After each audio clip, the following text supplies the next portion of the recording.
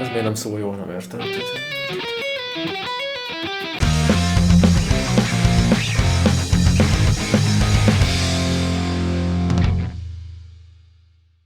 Hello, hello!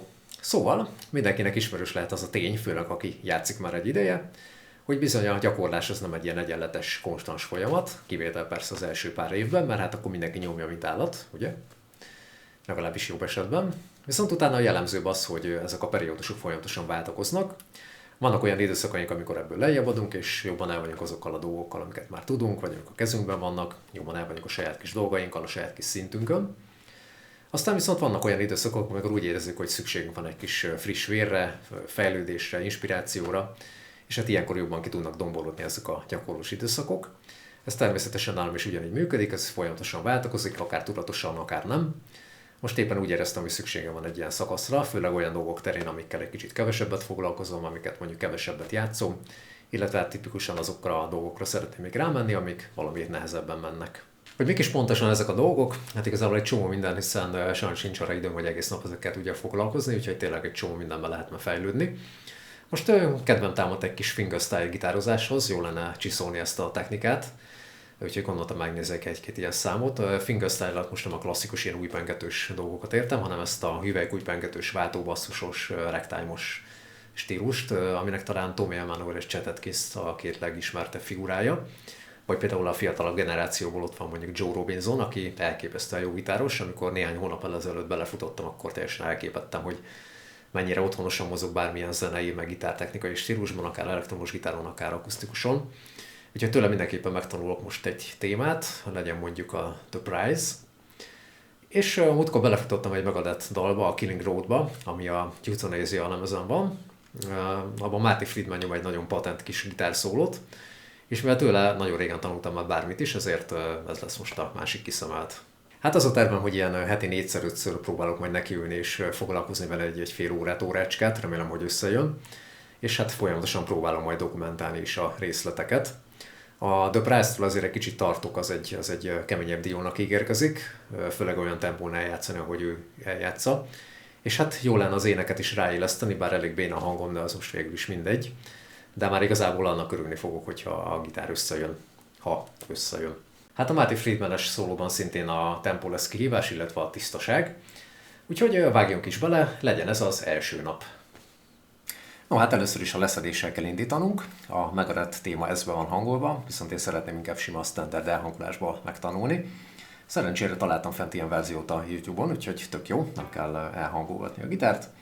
Én egy jó párszor meghallgattam már a szólót, hogyha nagyjából fejben van, meg vannak, hogy milyen skálák, meg hangnemek vannak, úgyhogy remélem könnyű lesz majd szedni.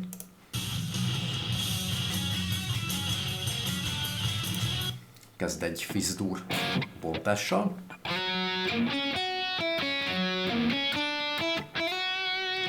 Amit egyébként lehet, hogy egy feljebbi fekvésbe kéne hoznom, majd meglátjuk menet közben, hogy lesz kényelmes.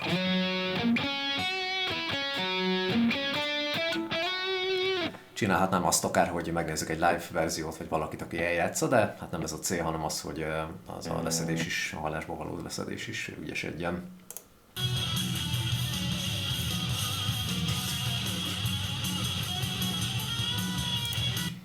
Ez a tipikus Marty Friedman féle íz ezekben a hajlításokban, nagyon sajátos.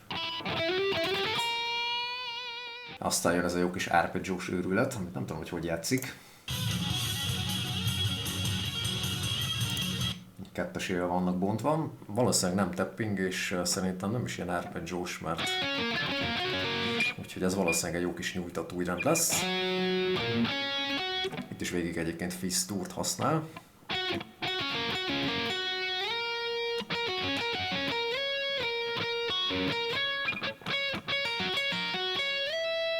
Ahogy így. Na, és akkor most jöhet a The Prize. Itt azért már használok majd videót, mert ez egy kicsit összetettebb történet. Egyébként nagyon-nagyon jól látszik benne minden, miket fog, miket penget, úgyhogy ez egy nagy segítség lesz.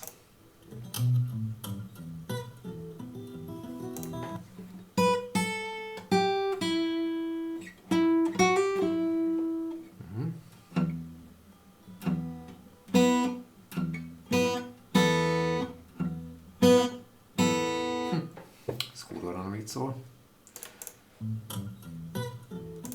Ja, már hogy kihagytam belőle egy tercet, mivel ez egy E-moll.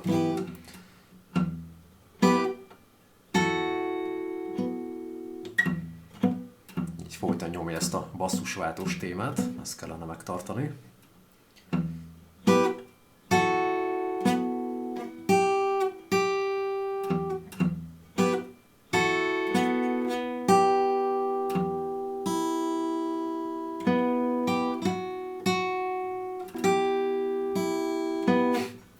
Ez mire felgyorsul. Ja, C7, B7.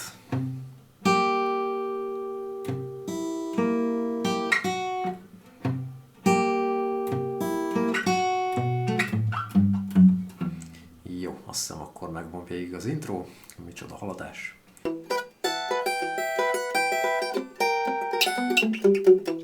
Ennyi az idő. Ja. Na, akkor még párszor átjátszom, aztán folytköv holnap.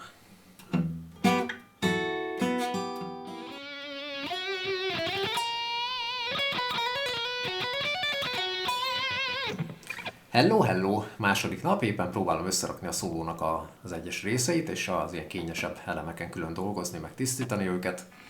Hát nem tudom, ti hogy vagytok vele, de én szeretek gyakorolni, főleg amikor már kezdenek összeállni a témák és kezdenek tempósodni.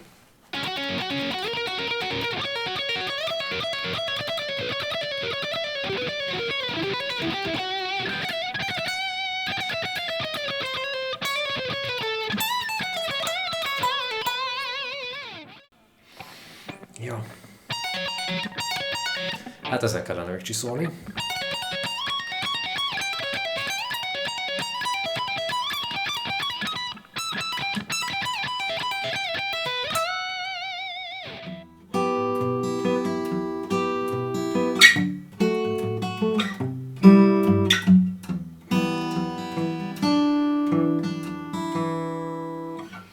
Második részét szedegetem éppen.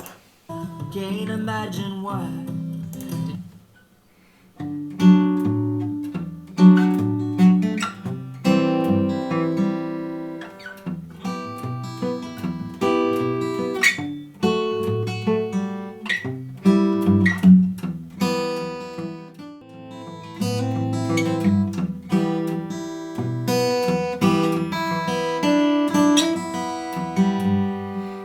Hát, ha nem is hangról hangra, de kb. Megvan a harmadik részecske is. Most már csak össze kéne illeszgetni őket, de hát ez nem majd csak holnap jut idő.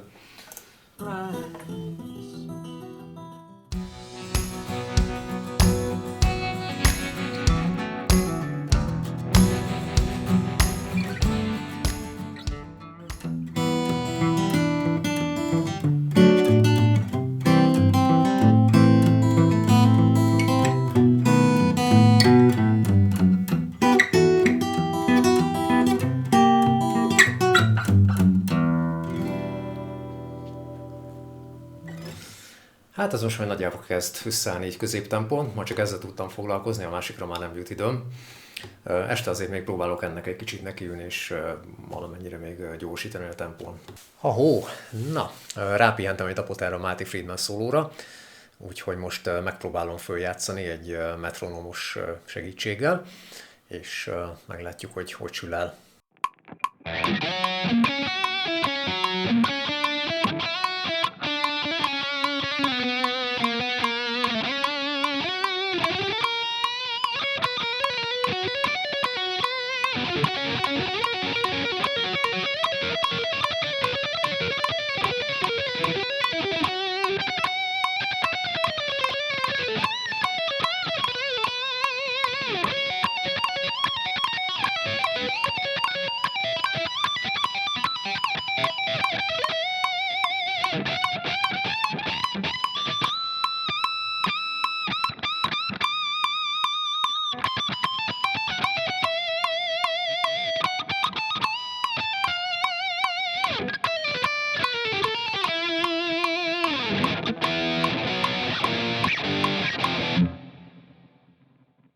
Na hát ez most körülbelül így sikerült, olyan 3x 40-50 percet tudtam ebben most beletenni, plusz a leszedés.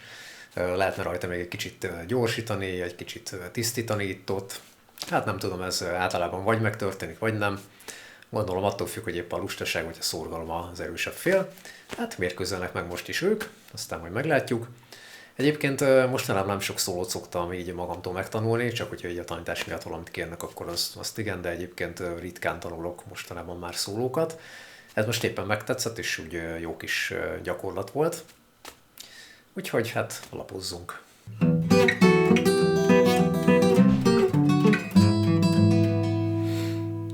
Hát közben ennek a váltásain is ügyködöm még, nem mindig érek oda időben a következő részekre. Illetve hát a végén ez a futam, ez katasztrófa, ennek nagyon furcsa pengetési rendje, ezt nagyon szokni kell. Most éppen kb. Kijött, de nem mindig, meg hát nem csilingel úgy, mint nála.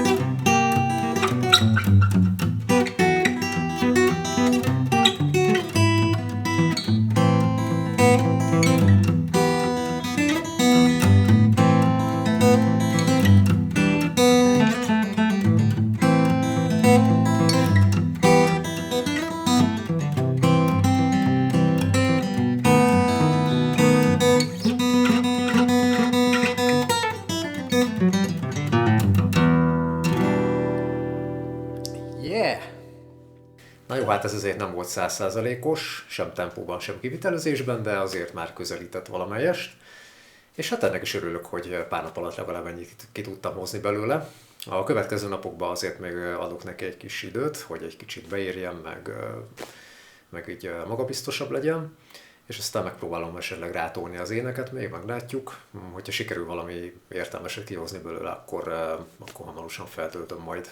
Na hát ez volt az én kis gyakorlós hetecském, ezt természetesen szeretném még folytatni a következő hetekben is. Jó lenne még megtanulni egy jó pár ilyen fingerstyle-os témát, és eléggé rá vagyok ezekre kattanva.